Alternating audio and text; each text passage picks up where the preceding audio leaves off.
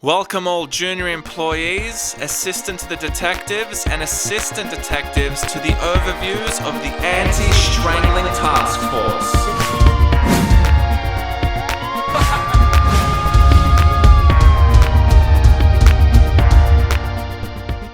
This is the overview for the Bob Kazamakis Sex Investigation Squad. Now, I've left this overview last in the list on Patreon because in some ways this is the most, 18 plus, and it's going to get quite graphic, this episode, but we're going to ease into it slowly. And we'll progressively get more and more sexual as we get throughout the episode. But as I've mentioned a significant number of times, sex has a very central role to this mystery. There is no such thing as a product. Don't ever think there is. There is only sex. Everything is sex. I'm mostly going to be discussing examples of sexual symbolism in this episode, and some of it, as I said, is quite graphic. There are numerous sexual themes in the show, so let's just try and be mature about it all. And it is going to be one of the more lengthier overviews, but I'm still going to try and keep it concise. We're going to start it off with something pretty basic and simple. The first thing is the concept of the sex contract. We know throughout the series that at some point, Angela and Dwight get into a sex contract, specifically once their parental agreement fails. The agreement that they had to raise a child together. Obviously, that agreement collapses and they bring the mediator in. And as a response, or as restitution, Dwight agrees to procreate with Angela 5 times to completion instead of having to pay $25,000 or $30,000. So this is the first and most explicit example of the sex contract. In the episode Viewing Party, Dwight berates Jim and Pam about the fact that sex contracts do exist. Oh, come on. We stopped the fake prissy act. Join the real world. Sex contracts exist. Okay, fine. And that's probably more of a dig at the rest of us normal folk, if we want to put it this way, or those of us who have lived more of a sheltered life, right? But it is really a message to us to reiterate the fact that sex contracts do exist. Now, in every moment in the show, I would say pretty much every moment where we're seeing a contract either being formulated or signed, it is symbolic again of this sex contract. And there's at least one particular example where I would put it to the task force that it is an explicit repeat of the sex contract. In the episode 918, the promos, in the deleted scenes, Dwight is negotiating what we're led to believe to be a contract for the shared purchase of a tractor. But when you look at this scene, and I'm going to play it for you in a moment, really, it seems to be almost as though they're talking about Esther. They're not talking about the tractor. Purchase price 50-50. Remaining expenses thereafter, fuel, maintenance, insurance will be divided by miles used. That is my final offer.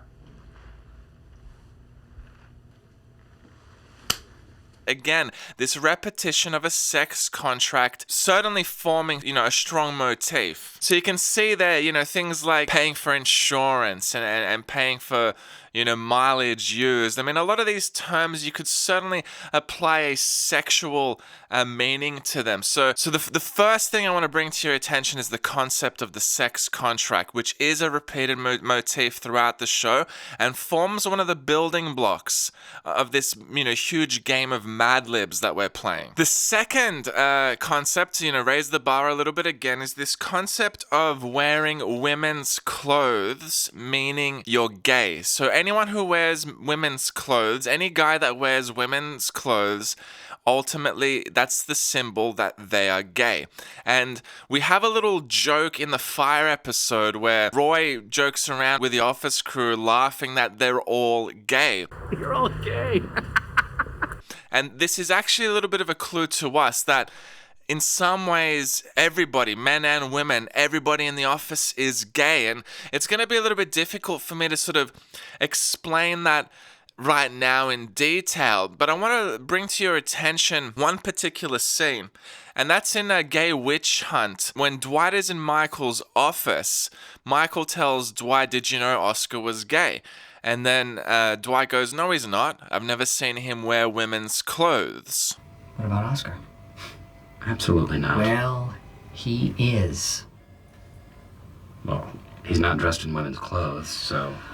Now, this is a hint from the writers to us that anybody who wears women's clothes is gay or at the very least bisexual. And there are numerous examples throughout the show where men are caught either unintentionally or intentionally wearing women's clothes. In episode 319, The Negotiation, Michael wears a women's suit. In 205 Halloween, Oscar dresses in drag. In 706 Costume Contest, Gabe is dressed as Lady Gaga. In the cold open of 706 Costume Contest, Kevin is dressed as Phyllis. In episode 805, Dwight is dressed as Kerrigan from StarCraft. And the last one I want to bring to your attention is the most subtle one. It's so subtle that the writers had to actually bring our attention to it. And it's in the episode where Karen is trying to pinch Stanley from Dunder Mifflin's Scranton. So Dwight, Jim, and Michael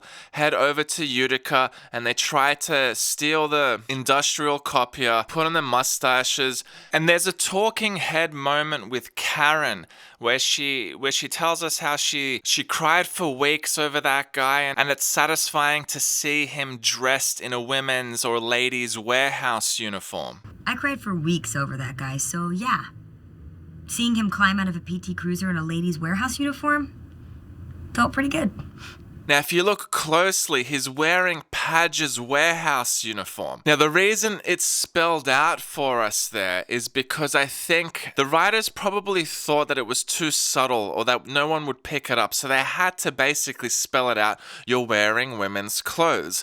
But remember, guys, we're told that early on in the series that whoever wears women's clothes is gay. Now, taking that information to account, I said in the must-know information, Kevin is gay, right? All of a sudden, if Michael is also gay or bisexual, because he's obviously worn women's clothes, his obsession with Ryan makes a whole lot more sense. There's even moments in the series where Jan seems to be jealous of that relationship. But to bring it back to Jim, what does that mean for Jim and Darryl's 3-month athlete Philly work relationship? I mean, could it be that they were having a gay love affair? And, you know, keeping in mind that we already have an example in the case of Angela and the senator, where her husband is gay. Again, we have this sort of repeated concept of, you know, having a married couple, the husband is gay. At this stage, it's more just about bringing your attention to that, right? Because as we get into the investigation, we're going to be able to better understand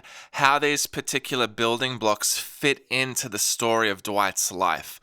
Right, but anyone who wears women's clothes is gay. On the topic of homosexuality, this now brings me to the deleted scene of Dwight Junior trying to fit an industrial screw in the trunk of his car. Now, this is an example of what I would call overt symbolism. I've already mentioned that I believe that vehicles or cars are symbolic of the human body. Right, and I'm going to touch on that in a moment again, but what we have here effectively is Dwight Jr. tried to get screwed in the butt, right, and either it just couldn't fit or he just couldn't do it, right, and the significance of that, I believe, and again, I'm jumping a little bit ahead here, but I believe it comes back to this sort of Kobayashi Maru scenario. Dwight Jr. ends up being the anomaly in this repeated series of events. He is a standout character in the sense that he's not gay. And perhaps that prevents, you know, future marriage dissolvement or divorces or infidelities, right? And again, I know I'm jumping ahead here, but this symbolism is overt. He tried to fit the screw and, you know, assuming that the boot or that the trunk is the ass, right? He tried to get screwed in his ass and it just wouldn't go. Now, I mentioned that I believe the vehicles are symbolic of the human body. If we assume that the trunk is the butt, then the bonnet or the hood would be, the frontal side would be your penis or your vagina. And one example where, if we accept this symbolism, and I mentioned in the season 1 preview that I believe that the bushes or the hedges are symbolic of pubic hair. If we now go to the episode The Duel, where we have Andy wedging Dwight up against the hedges with his car, the symbolic meaning of this whole scene changes dramatically. And this could be an example of, what would be proverbially known as cock blocking. Because obviously, Dwight has been sleeping with Angela. She's been cheating on Andy with Dwight. She hasn't been sleeping with Andy, right? So if we look at the vehicle, the front side of the vehicle as Andy's penis, he's trying to get into the bushiest beaver, but who's standing between him? Dwight, right? All of a sudden, the symbolism starts to fit into place. If the hood as well is one's penis, then we can look at something like Dwight's car, who has a very short trunk and a very long hood or bonnet of his car. And I can tell you now that Dwight has a massive penis, right? And the symbolism of his vehicle matches what his body is like. If we go into season 1, we can see that Jim is driving around in a Corolla. The guy with the tiny penis. Are you happy? All right, now I'm gonna warn you, don't freak out, okay? Why? This is a really nice car. In case you haven't noticed, this is a Corolla, okay? It's a very nice car. So this is again where the vehicles sort of fit in as symbols of the human body. If we accept that vehicles are symbolic of the human body as well, what does this mean for episodes like Work Bus? When you think about it, what's likely happened, guys, is the writers have agreed or pre-agreed on certain symbols, or they all have agreed with each other in private that cars equal the human body. The hedges are a pubic hair, for example, and they continue to apply these rules throughout the show, and those things end up being narrative drivers. So when you think of how the hell did somebody think of Work Bus, it makes a lot more sense when you recognize they agreed on vehicles being symbolic of the human body. So what does Work Bus mean then? If a vehicle is the human body, does this mean they've all had a massive orgy with each other, for example? I haven't completely worked it out, but these are just questions to sort of stew on. For example, what does this mean for Esther? I mean, the sex contract they were discussing was for a tractor. So if it's really about Esther, and Esther's symbolized via a tractor, what does that mean? I mean, a tractor is a working vehicle. It is a vehicle used to perform tasks. It's a working vehicle. Does that mean Esther is a working girl? Is she really a sex worker? And this will link back into, what's really going on at Schrute Farms and what's actually really going on in the adjacent farm. But we're going to leave that once we get to those episodes in the investigation. So in the spirit of, continuing to get more sexual, the next little bit of symbolism we're going to touch on is the Pretzel Day episode. Now, in the deleted scenes, we have a rare moment where Stanley and Michael are sitting next to each other, eating their pretzels.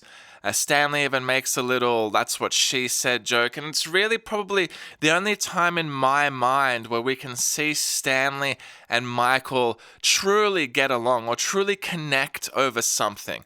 Now, we know that Stanley, along with Phyllis and Kevin and the larger folk in the office, have a liking to food, right? And there's a number of examples of this. We sort of see Phyllis eating cake a number of times, and anytime there's sort of any snacks, or like, for example, the cheese cart episode, we see both Kevin and Stanley get excited that there's food. So these are food people. They're foodies. Now, contrary to that, we have Michael, and we actually see Michael eating relatively healthily. I mean, he eats salads. He's got his own salad dressing. He tells us when he gets home, he eats his steamed vegetables with a glass of wine. The only time we really see Michael binge eating is when he's depressed. So when he's broken up with one of his girlfriends, friends, then he'll run to ice cream, or, we do have that example where he eats a whole chicken pot pie, but it's really a rarity. I wouldn't say that food for Michael is as important as it is for Stanley. Michael sort of has a go at Stanley a number of times for having diabetes, right? So it seems to be sort of open game, or an area that Michael seems comfortable to tease Stanley about. Plus, in the christening episode, Michael also berates Stanley, Kevin, and Phyllis over how, they're all complaining because of Sconesy's cider. They're all complaining because there are no scones and cider, and there's no food at the christening, right? So they're all complaining, and then Michael has a go at them all, saying, if you don't stop worrying about what's going on into your gullet, you might actually live longer, or something along those lines, right? So, and Stanley, if you don't stop worrying so much about what you're going to put in your gullet, you're going to die in about a month. I would say there's a big divide between Stanley and Michael in the way of their commonality being food, right? I'm not saying Michael doesn't like food, but I don't believe that's what they have in common. When they're sitting down and eating this pretzel, right, the pretzel is really symbolic of sex, and specifically a sexual position called the pretzel. Because if we think about these two characters, food is not their connecting commonality. The commonality is sex. We know that Stanley likes to go and fool around. He cheats on his wife and girlfriends. Michael also tells us a number of times that he loves sex and he's always looking for those larger breasted women, right? Both these men have a liking or have a preference to sex. Right, you could say, don't we all? But, I'm trying to make a point here, right? So both these guys love sex. And when they're sitting down eating this pretzel, this is actually what they have in common. It's a connecting moment because they both love sex. And the pretzel is actually a sex position. And interestingly, Stanley leaves sex out of his 4 things that he loves in the previous deleted scene. There's 4 things that I love. My wife, my daughters, Pam Grier, and a hot, chewy roll of buttered dough. He says there's 4 things that he loves: his wife, his daughters, Pam Grier, and a hot buttered piece of chewy dough. But sex is definitely one part of this for Stanley. I mean, if he loved his wife that much, he wouldn't be cheating on his wife, right? So clearly he loves it more than he loves his wife. On the point of Pam Grier, I also love Pam Grier. Jackie Brown's my favorite Quentin Tarantino movie, and I fell in love with Jackie Brown in that movie. I would have gone with Jackie Brown at the end of that movie, but that's a story for another time. Now, I've included some pictures of the pretzel sex position from various sources. According to WebMD, it allows for deep penetration without sacrificing eye contact. One partner lies on their side, the other partner straddles their bottom leg, keeping their torso upright. Look, I think the definition is probably harder to explain. It's just a lot easier to look at. I mean, that's the pretzel sex position. So the pretzel they're eating, there's a moment of commonality, which is sex. Now, whether there's more to this particular scene, like they're all lining up to get the pretzel, right? And if there's more symbolism, will be something for the Kazamakis sex investigation squad to investigate, because there very well could be. And I'm not going to be touching on these in this example, but other examples also start to raise questions, like the ping pong episode where Pam wants Jim to practice his ping pong so he can beat Darryl. So I suspect there is a sexual meaning to that as well. Once this is sort of opened up for the Kazamakis sex investigation squad, you'll start to realize the show is rife with sexual innuendo, symbolism, motifs, and themes. Now, the last example I'm going to offer in this overview is going to be the most graphic out of all of them. And I've left this one last for a couple of reasons. The first is because I've already mentioned in a previous episode, it was in the part 2 of the Strangler Revealed episode, I mentioned that characters are used symbolically, entire characters. And the example I mentioned was that in season 9, for a number of episodes, Erin is used to symbolize Pam Andy is used to symbolize Jim, and Plop is used to symbolize Brian. And I said that Pam ends up having an affair with Brian. Now, I did encourage people to go to those episodes and to look at them and to look at them from that perspective, right? So for this example, you're going to have to first of all accept that symbolism. And I can tell you now that, look, it's very clear that that's the symbolic meaning. And when you really look at those episodes and you start to put it together, it's quite obvious, that part. What's not so obvious initially is the sexual symbolism that comes along with that little story arc, right? And you could almost argue that it's a hidden story arc. So the first thing I need to tell you guys is you need to accept that a priori, or you need to accept that as a fact before I go into this example. In the episode 915 Couples Discount, there's a couple of scenes between Erin and Plop, both in the episode itself and in the deleted scenes, which have an extremely strong sexual meaning. Now, this is the day that Andy's coming back from his trip, and coincidentally, it's also the day that Jim has come back. Because he says it's because of Valentine's Day, but the real reason Jim's probably come back is the same reason that Andy's coming back, is because David Wallace is coming into the office, right? And I don't want to go too much onto that, but that whole incident of Jim having gone to Athlete, there's good reasons to believe he never told David Wallace either, right? And there's implications for that, but I'm not going to get into that right now, but they're both coming back on the same day. Right, now we have a little moment between Erin and Plop at the reception desk, and Erin tells Plop, "We can do anything you want." Want to play hooky today? Oh, maybe. What do you got in mind? We can do anything you want. Now this is highly sexual. This is basically Erin, or, as I said, Erin equals Pam, right? But this is Pam. I'm just going to use Erin to make it simpler, right? But we've got to keep in the back of our mind that she's used to symbolize Pam, and I'll come back to that at the end. But this is basically Erin giving herself over to Plop completely sexually by telling him you can do whatever you want, right? And it's actually a sexual consolation, because what's happened for the last 3 months is Jim has been away, Brian has been consoling her, Brian has fallen in love to some degree with Pam, right? But now Jim's coming back and Pam is still somewhat loyal to Jim, and this whole thing between them has to stop.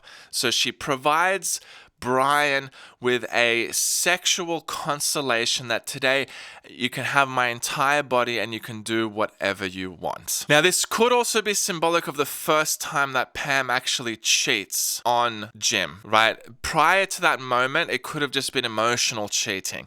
But this is likely symbolic of the first time that she has sex with Brian. So Jim is coming back. She feels bad for Brian because he's been, standing by her side this whole time. So she tells Brian, we can do whatever you want. Erin then raises her frisbee and says, let's go to the parking lot. Want to play catch in the parking lot? Sure. Great. Get my coat. Perfect. Now, I've already mentioned that vehicles are symbolic for the human body, and that's the parking lot is where the vehicles are parked. So we're going down to the cars. We're getting the bodies involved. And again, we have a link to that symbolism of the vehicle being the human body. But the other one is the frisbee. Now, admittedly, I'd never heard this one before, but according to Urban Dictionary, throwing the frisbee or throwing someone a frisbee does have sexual connotations. And if you guys are familiar with this, I'd be curious to know, get some feedback if there's other people who have actually heard of this or have actively used this colloquially, right? But throwing the frisbee can mean having sex, right? So she raises the frisbee, says, let's go down to the car, let's have sex. This now takes us to the deleted scenes. So they're throwing the frisbee and they're somewhat close to each other. And then Erin says to Plop, you're good. And then Plop says, I'm lucky. Oh, you're good. Or lucky. Now, this conversation is related to his penis because he's got a massive penis. And Erin's telling him, you're really good in bed. And he's being somewhat humble, and he's like, well, I'm lucky. Erin then steps back and says, me too, and throws the frisbee from a greater distance. And then Plop goes, whoa. Well, me too. Oh. This is symbolic of Erin. And obviously Erin is symbolic of Pam, but this is symbolic of Erin being able to accept the entirety of the big penis. And that's why Plop goes, whoa, it even surprises him. Also, this likely means that Erin is on top. She's the one controlling the amount of penetration. She's in control of the current sexual rhythm, and that's why she's the one who steps back. Right, because she's on top. So they're throwing the frisbee from a greater distance, and then the frisbee goes under the car. Oh. All right. Right, so what this means is the penis has slipped out, right, and it has gone under her body or behind her body. Because she's on top, it's behind her body, but for all intents and purposes, it's underneath the body. Because the car is symbolic of the human body. The penis has slipped out and it's gone under the body. Erin then tells Plop, go and get your stick and get the frisbee. All right. It's under the car. You got to go get a stick. So she's telling him, grab your dick so that I can sit on it again. Then they're throwing the frisbee again. So they're having sex again. Now they've switched sides. So now Plop is on top and he's the one controlling the sexual rhythm. But this time the frisbee goes into the bush. Oh. Sorry. It's all right. So this time the penis slips out and lands on top of the pubic area where the pubic hair is, in the bushiest beaver. It lands in the bushiest beaver. Plop then picks up his stick again, right? So he's grabbed his penis again and is rummaging through the bushiest beaver, trying to reinsert his penis. Now, whilst he's there, he finds two things: an old shoe and a rolled up bedroll, which seems to be, they both seem to be old and unused. Now, the old shoe is a colloquial term for someone being really, really comfortable and can be interpreted as comfort. Now, as I said, Erin is symbolic of Pam here. So the way that we can read into this is because she's been married, Jim's been gone for 3 months, she hasn't gone and gotten any Brazilians or trimmed the beaver, right? So Pam has ended up having a very bushy beaver. And that's what the old shoe represents, right? She's gotten really comfortable, hasn't trimmed the pubic area, and she's got a very bushy beaver. The second thing, the bedroll, is symbolic that she hasn't had sex in ages, right? Jim's been gone. She's let her pubic hair go. She hasn't had sex for months.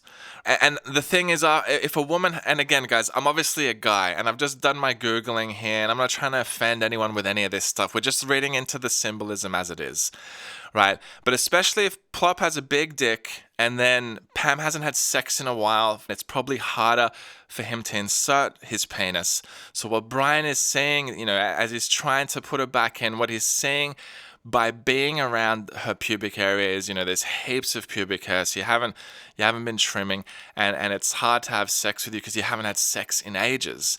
And that's why you even have a little bit of a smiling face on Plop, because Brian in this case is finding the whole thing humorous. So he continues to poke around with his stick, and he doesn't find the frisbee. Right, and basically what that means is he's trying to reinsert his penis, and he can't find the vagina, right? Or he's struggling to put it in. And then Erin says, stop, I'll get it. So basically, Pam grabs his dick and says, I'll put it in. Oh.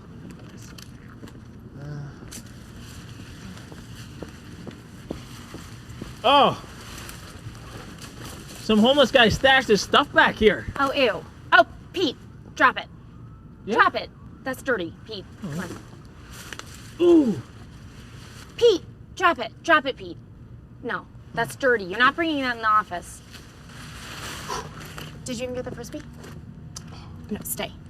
That is this whole little plot between Erin and Plop throwing the frisbee. It is purely sexual. right? So to cap it from the top, Jim is coming back. So obviously Brian has been there to console her emotionally, and she feels guilty that she's going to go back to Jim now, and so she decides to offer Brian a sexual consolation and tells him we can do whatever you want, and they decide to have sex. Right? They're throwing the frisbee. Brian has a massive penis. Pam tells Brian, man, you're so good in bed. He tells her, well, I'm just lucky. And then she goes, well, I'm lucky as well. And she's able to take the entirety of that big penis. They're having intercourse, the penis slips out and it goes under her body. That's the symbolism of it going under the car. The frisbee going under the car, the penis has slipped out and gone under the body, right? Then she tells him, grab your stick and grab the frisbee. Otherwise, grab your dick, put it back in, and let's keep going. Then they're throwing the frisbee again, right? The thrusting is happening, but the penis slips out again, and this time it goes on top of the body, or on top of the pubic region where the pubic hair is. That's why it goes into the hedges, the bushiest beaver. The hedges are symbolic of pubic hair. So Brian grabs his dick, tries to reinsert it, but he cannot find the vagina either because there's too much bush. It's a combination that there's too much bush and because she hasn't had sex in ages. Why? Because Jim has been gone. Right? So Jim has been gone and she hasn't trimmed her pubic area. That's what the old shoe is, and that's what the rolled up bedroll is. Brian ends up finding the whole thing a little bit humorous, and he doesn't manage to be able to put it back in. So this time Pam says, stop, I'll get it. And she grabs his dick and she puts it back in. That's the whole thing, guys. It is highly, highly sexual. Right? And when you look at it from that frame, and when we get to that episode, I'm going to break down everything in so much more detail. Right, because there's a lot going on in this episode. Now, whilst we're here, I've mentioned how boobs and breasts have a part to play in this mystery. The other thing that has a part to play is penis size. Right, which characters have what penis size, the sexual fulfillment of various women and spouses in relation to that. And now there's one other concept I have left out, and I'm not going to touch on it because it'd make the overview go over time, but the other concept is also the concept of the sex video. And specifically a spouse or a partner seeing a sex video that involves their spouse or partner, and it links into this concept of mental pictures. And the good example is where Andy is washing his eyes because he can't unsee it anymore. When we get to all those things, we're going to discuss those more in detail during the investigation, but I did just want to briefly mention that as well. Now, before I start to conclude this overview, the examples that I've sort of given in this overview have largely been, you could say, lighthearted. Fair enough, some of them have been very sexual, right? But none of them are particularly that dark. I mean, none of them are particularly nice either, especially when we talk about infidelities and stuff like that, right? But none of them are particularly dark in the sense of, gross sexual crime. I mentioned in the Task Force Enlistment episode, there are dark sexual themes, and I haven't touched on them today, but I've mentioned that, we have, sexual assault, incest, bestiality, rape. A lot of these concepts are not fun. A lot of them are very dark. A lot of them are very disturbing. And unfortunately, the Kazamakis Sex Investigation Squad is responsible for these issues as well. Right? So it's not all fun and games. It's not going to all be discussion around intercourse and sexual positions and how various people are having sex. Some of it is disgusting, right? And some might argue that just infidelity itself is disgusting, let alone going into concepts like bestiality, incest, and rape, right? But that is ultimately a part of the mystery. And it's something that this task force is going to be responsible for. You're responsible for all things sexual, and there is a lot of it. So your assignment is as follows. You are responsible for all things sexual: breast size, penis size, sexual positions, sexual symbolism, motif and themes, everything. You're responsible for tracking all the relationships. The amount of love triangles in this show is absolutely ridiculous. Right, and some of those love triangles include a homosexual individual in that love triangle. Not all of them, but some of them do. Right, so something to keep in mind. One of the unique tasks of this particular team will be the office mattress, Pam. It's, fans have often debated that they don't understand how Pam is the office mattress. Well, let me tell you this right now, guys. Pam has at least slept with the following guys. She slept with Michael, Roy, Ryan, Packer, Jim, Brian, at the least. Just those at the least. Possibly Cordray as well. Looks like someone took the slow train from Philly. Right, so in order to qualify as the office mattress, I'd almost argue that pretty much every guy would have had to have slept with Pam, right? That wouldn't have to include Dwight, possibly Creed and Kevin. How all that works is up to the team, but I can tell you there's at least 6 or 7 guys that she slept with. It's subtle, but I think she definitely semi-qualifies as the office mattress, and it's up to you guys to investigate the office mattress. Stanley and Phyllis are having an affair, and this is another task for you guys to follow. At what point it starts, I'm unsure, but undoubtedly throughout the show they are both having an affair with each other. All affairs. So this task force has to monitor all affairs between all the different characters. All the office gays are to be identified by this task force. So following people's homosexual preferences or bisexual preferences and whatever else it is up to this task force to monitor. And lastly, as I've already said, it's about also investigating the sexual crimes that are referenced in the show, which there are a number of. So guys, if you're secretly a Bob Kazamakis who's obsessed with sex, if you like to get yourselves into orgies and love triangles, then this is the task force for you. Welcome to the Anti-Strangling Task Force.